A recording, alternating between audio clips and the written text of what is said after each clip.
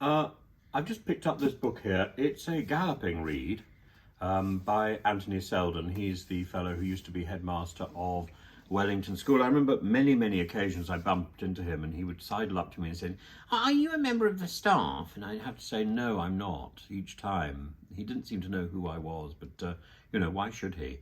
But then, as for this, Boris doesn't seem to know what he was doing. He knows who he is. He wants to be king of the world. And he was very keen, according to this book, to be prime minister, but hadn't seemed to he hadn't learned what the job involved. So what's interesting is that Carrie and Dominic Cummings come across quite well in this. I was quite surprised.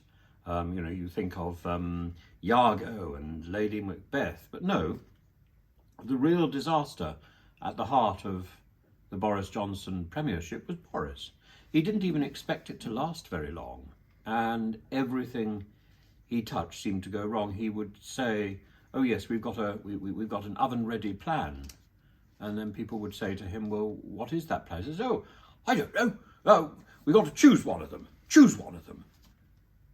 There was no forethought about anything he was doing. Now, what you get here in this book is a sort of tone of disapproval, but it's not the tone of disapproval of a journalist, maybe a historian. I think more it's the tone of disapproval of a headmaster who sees a sixth former who could have achieved something, who could have achieved decent A-level results, and failed because his mind was on something else. And Boris's mind was on himself. Boris as Prime Minister in Anthony Seldon's book comes across as an introspective onanist. Boris comes across as somebody who is incapable of seeing beyond himself and incapable of seeing the bigger picture. And I suppose that's rather what we expect, isn't it?